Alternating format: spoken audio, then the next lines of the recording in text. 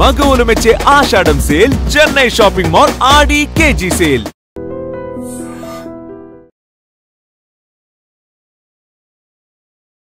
నమస్కారం, welcome to I dream. ధర్మ మార్గం విత్ విజిత కార్యక్రమానికి స్వాగతం.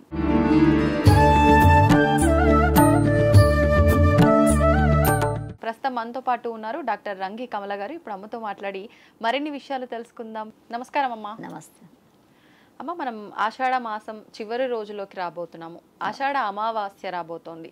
అమావాస్య అనగానే ప్రతి ఒక్కరికి గుర్తొచ్చేది పితృదేవతలకు సంబంధించిన విధానాలను ఆచరించాలి అని చెప్పి. కానీ దేవతా ఆరాధనకు కూడా చాలా విశేషం ఉంటుంది అమావాస్య అని చెప్పి కూడా అంటూ ఉంటారు. కొంతమంది అమావాస్య అనగానే ఒక రకమైన కీడు భావనతో, అంటే నెగిటివ్గానే ఆలోచిస్తూ ఉంటారు. ఇప్పుడు వచ్చే ఈ అమావాస్యకి విశిష్టత ఏమైనా ఉందా? ఆ రోజు మనం ఆచరించాల్సిన విధి విధానాలు ఏంటో వివరించండి. తప్పకుండా. ఇప్పుడు ఏంటంటే ఇన్ని రోజుల వరకు పున్నమలు అన్నమాట. వ్యాస పున్నమతో చివరి పున్నమ అని చెప్పేసి అంటారు. వైశాఖ పున్నమ, బుద్ధ పూర్ణిమ, ఇవన్నీ పున్నమలు, చైత్ర పున్నమ, అన్ని పున్నమలు వచ్చినాయి 6 నెలల వరకు. ఇప్పటి నుండి దక్షిణాయనం మొదలవుతుంది రేపు 16వ తేదీ నుండి. ఈ దక్షిణాయనం అంటే మనకు ఎంతసేపు సాధన చేసుకోవడానికి చాతుర్మాస దీక్ష అని కొంతమంది వెళుతుంటారు. అందుకని ఆ సమయంలో ఇప్పుడు పెళ్ళిళ్ళు కానీ గృహప్రవేశాలు కానీ ఇట్లాంటివి ఏమీ ఉండదు అన్నమాట. కానీ మనిషి ఎంత కోటి గుణింతమవుతుంది. మనం జపం చేసుకున్నా తపం చేసుకున్నా దేవతలు కూడా ఇదంతా కూడా చీకటి సమయం అంటారు, అజ్ఞాన సమయం ఇదంతా కూడా. అందుకని మన అజ్ఞాతంలో ఉండి మనం చేసుకునేటువంటిది ఈ దక్షిణాయనం అనేటువంటిది. ఈ వీటిలలో మనకు అమావాస్యలకు చాలా ప్రాధాన్యం. ఎందుకంటే దీన్ని మొట్టమొదటి అమావాస్యను, రేపు వచ్చే అమావాస్యను చుక్కల అమావాస్య అని చెప్పేసి వ్రతం చేసుకుంటారు. చుక్కల అమావాస్య అని, చుక్కలు ఇప్పుడు వర్షాకాలం పోయి కొంచెం కొంచెం చుక్కలు కనిపిస్తుంటాయి. ఆ చుక్కలతో స్తంభానికి చుక్కలు, తెల్ల సున్నంత చుక్కలు పెట్టేసి మొదటి సంవత్సరం 100, రెండవ సంవత్సరం 200, 300, అట్లా 5 సంవత్సరాలు 500 చుక్కలు పెట్టి చివరి సంవత్సరం ఒక నక్షత్రాన్ని బంగారుతో వెండితో చిన్న నక్షత్రాలు చేసి దంపతులకు దానం ఇచ్చేసి వాళ్లకు పూజ చేస్తారు. ఎవరు ఆచరించాలమ్మా ఈ వ్రతాన్ని? స్త్రీలందరూ కూడా, పెళ్ళైన స్త్రీలందరూ కూడా ఆచరిస్తారు తప్పకుండా. ఆచరించడం వల్ల ఫలితం అంటే వాళ్ళకి సౌభాగ్యం, సంతానం, సంతోషం అన్ని కలుగుతాయి అన్నమాట. దీన్ని చుక్కల అమావాస్య అంటారు. తర్వాత వచ్చేటువంటి అమావాస్యను పోలాల అమావాస్య అంటారు. ఎందుకంటే ఈ పామర్లైనటువంటి వాళ్ళందరూ కూడా ఇప్పుడు బోనాలు చేసుకున్నారు, అమ్మకు భోజనం పెట్టారు, బోనం అంటారు. వీళ్ళు శిష్టులైనటువంటి వాళ్ళు ఏం చేస్తారు, ఇంట్లోనే ఒక గోడకు పొలాల అమావాస్య అని చెప్పేసి పొలాలు రాసుకొని, కొంతమంది ఏమో కంద పిలికలతో పొలాల అమావాస్య అని పూజ చేసి ఒక ముత్తైదుని పిలిచి పోచక్క తల్లి, వీళ్ళు ఇప్పుడు సరిహద్దుల్లో ఉన్న ఎల్లమ్మ, పోచమ్మ, గ్రామ దేవతలకు ఎట్లా మైసమ్మ అని చేశారో అట్లానే ఒక ఆవిడని పిలిచి భోజనానికి పెట్టి ఆమెకు దక్షిణ తాంబూలాలు, వస్త్రాలు అన్నీ ఇచ్చుకుంటారు. ఆమె పోచక్క తల్లి మన ఇంటికి వచ్చింది అని చెప్పేసి అనుకుంటారు. అది చాలా పెద్ద వ్రతం అన్నమాట. అది దాదాపు మా వాళ్ళైతే ఒక 17 దేశాల్లో ఉన్నారు. ఆ రోజు మెనూ ఒకటే ఉంటుంది, పాయసం, గారెలు, తర్వాత ఈ కీరా పచ్చడి, అట్లాంటివి ఏవైతే ఉంటాయో అవే వంటలు చేస్తారు. ఎక్కడ చేస్తే కూడా వాళ్ళ ఇంట్లో మీరు ఏం వంట అని అడగాల్సిన పని లేదు. అదే వంట చేసి ఆ పోచక్క తల్లికితో పాటు ఈశ్వరానం సర్వభూతానం, ఇప్పుడు శాకాన్ని పోస్తున్నారు వీళ్ళు, ఈగలకు దోమలకు వాటికి వచ్చేందుకని పానకం.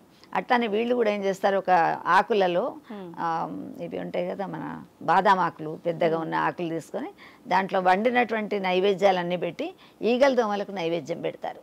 అంటే ఈగలకు దోమలకు ఇప్పుడు కలరా, మలేరియా, రకరకాలైనటువంటి రోగాలు వస్తుంటాయి. అందుకని అలాంటి వ్యాధులు మాకు రాకుండా ఉండాలి, మా ఇంట్లో పిల్ల జల్ల సుఖంగా ఉండాలని వాటికి ఆ పోచక్క తల్లి దగ్గరే నైవేద్యం పెట్టి పూజ చేస్తారన్నమాట.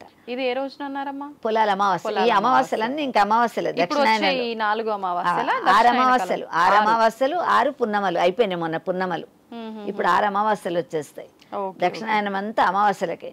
తర్వాత వచ్చేటువంటిది మహాలయ అమావాస్య. అది పితృదేవతలకు వాళ్ళు వచ్చి మా వంశంలో ఎవడైనా ఒకడు ఉన్నాడా మాకు కొంచెం నీళ్లు వదిలేవాడు అని చెప్పేసి ఆ పితృదేవతలందరూ కూడా వచ్చి మనకు కనిపిస్తూ ఉంటారు అని చెప్పేసి అంటారు. తర్వాత కాకుల రూపంలో కూడా వస్తున్నాయని కొంచెం విదేశీయుల్లో ఉన్న వాళ్ళు కూడా అంటున్నారు. మా కాకులు అరుస్తూ ఉంటాయి ఒక 2-3 రోజులు, ఆ రూపంలో వచ్చినాయి మాకు అని చెప్పేసి కూడా అంటుంటారు. అలా మనం చెప్తుంటే మీకు నమ్మకం ఉంటుందా అని చెప్పేసి అంటారు. బలగం సినిమాలో చూపిస్తే ఓహో కరెక్టే అని అంటారు. ఏదైనా కూడా మనం చెప్తే నమ్మరు ఎవరు కూడా. అందులో చెప్తే పితృదేవతలు వస్తారా, తింటారా, వాళ్ళు చూస్తున్నారా, ఇవన్నీ అంటుంటారు. కానీ కొంతమంది అయితే మాకు ఇంట్లో వీలు కాకుంటే గోగ్రాసం అని చెప్పేసి గోశాలలకు వెళ్ళి అక్కడ పెడుతుంటారు. తర్వాత పితృదేవతలకు పెడతారు. కొంచెం గయ్యాళి భార్యలు ఉంటారు మనకు, వాళ్ళ లాంటి వాళ్ళు మేము పెట్టమండి మడి తడి మాకేమీ ఆచారం లేదు మేము చెయ్యమంటే అప్పుడు వెళ్ళి తల్లిదండ్రులకు మాకు శపించకండి, ఎందుకంటే పితృదోషాలు మాతృదోషాలు చెప్తున్నారు. అది రాజపాపం పురోహిత అని పిల్లలకు తగులుతున్నది. పెళ్ళిళ్ళు కాకపోవడం, వాళ్ళకు డబ్బు చదువు అందం అన్నీ ఉన్నా చాలామంది ఇప్పుడు పెళ్ళిళ్ళు అవుతలేవండి, మా అబ్బాయికి పెళ్ళి అవుతలేదు అని చెప్తున్నారు. ఇది ఎందుకు అంటే అత్తమామలు చూడకుండా హైదరాబాద్లో వచ్చి నా పిల్లల్ని చదివించుకుంటా, నా భర్త నేను మేమిద్దరమే ఉంటాం, సింగిల్ కుటుంబాలు మావి అని చెప్పేసి ఎవరైతే వస్తున్నారో వాళ్ళకి ఏమంటారంటే తల్లిదండ్రులు ఏమీ వాళ్ళు శాపాలు పెట్టరు, కానీ వాళ్ళకి కలకలం ఉంటుంది. అయ్యో కొడుకున్నాడు కదా ఒకసారి చూసో ఫోన్ చేసో మాట్లాడో మందులు కొనించో పోతే బాగుండు అని అనుకుంటాడు. వాళ్ళు చెయ్యరు. సరే చెట్టు పెట్టాం కానీ దాని పళ్ళు మనమే తింటామని అనుకోకూడదు. తల్లిదండ్రులు కూడా అట్లా ప్రిపేర్ అయినారు ఈ మధ్య కాలంలో. ఎందుకంటే చిగురుటాకులను చూస్తారా, వాళ్ళు పండుటాకులను చూస్తారా, వీళ్ళని చూడడం కుదరదు. కానీ కొంతమంది లోపలనే కుంగిపోతుంటారు, బాధపడుతుంటారు. అందరి పిల్లలు వస్తున్నారు, అందరి పిల్లల దగ్గర ఉన్నారు, నా వాళ్ళు లేరు చేయరు అని చెప్పేసి. అట్లా ఉంటే వాళ్ళ దోషాలు తగులుతాయని చెప్పేసి ఈ అమావాస్య రోజు కొంతమంది ఏమో గోధుమ పిండి కానీ బియ్యం కానీ ప్రతిరోజు, ఇప్పుడు మార్వడీలు చాలా బాగా చేస్తారు, చెట్ల మొదట్లలో నల్ల చీమలు ఉంటాయి, శని దోషాలు అవి రాకుండా ఉండాలని చెప్పేసి వాటికి చక్కెర పిండి అవి వేస్తుంటారు. మన వాళ్ళైతేనేమో నల్ల నువ్వులతో తాత తండ్రి వాళ్ళ ముత్తాత ముగ్గురి పేర్లు చెప్పుకొని ఆ సూర్యుడికి అక్కడ తర్పణాలు అని చెప్పేసి ఇస్తారు. బొటన వేలుతో నీళ్లు పోసి తర్పణాలు ఇస్తే ఆ నీళ్లు వాళ్ళకి చెందుతాయి, చేరుతాయి. వాళ్ళు అప్పుడు పితృదోషాలు లేకుండా వీళ్ళకి వరాలు ఇస్తారు.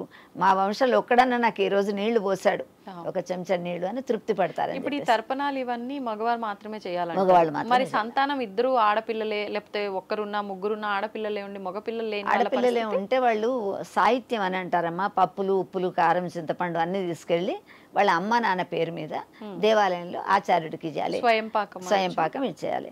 ఒకవేళ అట్లా కూడా వీలు కాకుంటే ఆవులు ఉంటాయి తిరుగుతూ ఉంటాయి, వాటికి కూడా ఉలువలు కానీ పెసలు కానీ మినువులు కానీ నానబెట్టేసి నువ్వులు వాటి దగ్గర బెల్లం నువ్వులు అట్లా పెట్టి దండం పెడితే సర్వదేవతలు ఉంటారు గోవు మీద, అందుకని చెప్పేసి అది కూడా దానివల్ల కొంచెం వీళ్ళకు శాంతి కలుగుతుంది. ఓకే. మరుసటి అమావాస్యమా తర్వాత అమావాస్యలు ఇంకా ఈ పితృల అమావాస్యనే చాలా తర్వాత మనం బతుకమ్మలు ఆ రోజు నుండి మహాలయ అమావాస్య నుండి చేసుకుంటాము. చేసిన తర్వాత మళ్ళీ మిగతా అమావాస్య వస్తుంది, దీపావళి అమావాస్య వరకు మనం దీపావళి రోజు అమావాస్య పటాకాలు అవి కాల్చుకొని దీపాలు పెట్టేసి పూజ చేసుకుంటాం. తర్వాత మళ్ళీ ఉత్తరాయణం వచ్చారు.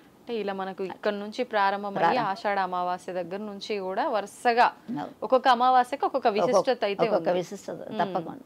మరి మనం ప్రత్యేకించి ఆషాఢ అమావాస్యనే కనుక తీసుకుంటే అంటే రకరకాల ఇబ్బందులతో ఉన్న వాళ్ళు ఉంటారు, వాటి నుంచి బయటపడాలంటే ఏదైనా మంత్రం కానివ్వండి ఏదైనా చేసుకుంటే ఫలితం ఉంటుందంటారా? ఆషాఢ మాసంలో వచ్చే ఈ అమావాస్యకు మనకు చెప్తున్నా కదా రకరకాల క్రిములు భూమిలోంచి వస్తాయి కనుక ఈ గోరెంటాకు పెట్టుకోవడం చేయడం, ఒక 5గురికి గోరెంటాకు ఇవ్వడం, అమావాస్య రోజు కూడా ఆ అమావాస్య వరకు పెట్టుకోవాలి గోరెంటాకు పెట్టుకోవడం, చేతులకు పెట్టుకోవడం. తర్వాత పూజలు అనేటువంటిది దాన ధర్మాలు కలియుగంలో మనం జపతపాలు హోమాలు ఏమి చేయలేం. చాలా ఈజీ అయినటువంటి యుగం ఏంటంటే కలియుగం. కేవలం మనకి ఎవరి సహకారం లేకుండా నామస్మరణ చేసుకోవడం ఒకటి. మనంతటా మనం ఇప్పుడు యజ్ఞయాగాది కర్మలు చేయాలంటే వాళ్ళకి కావాల్సినటువంటి వస్తువులను తెచ్చేవాళ్ళు కావాలి, తపస్సు చేయాలంటే ఎక్కడో వెళ్ళి కూర్చోవాలి, తీర్థయాత్రలు తిరగాలంటే మనకు డబ్బు దశకం కావాలి.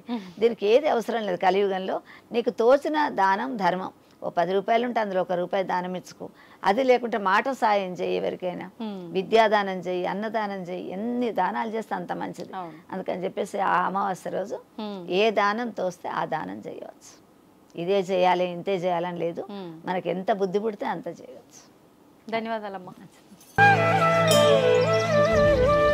తవ్వండి, తవ్వుతున్న శివలింగం సరే దాన్ని అట్లా కప్పేసండి, చూపించదండి. కృష్ణ ఇస్ దేర్, మూర్తి పూజ కాదు, సాక్షాత్ బ్రజేంద్ర నందన భగవాన్ ఉన్నారు మూర్తిలో. ఏమీ ఆశించకుండా ఆరాధించే వాళ్ళు కూడా ఉన్నారా ప్రభుజీ? నిజమైన భక్తి అంటే మనకు తెలియదు కాబట్టి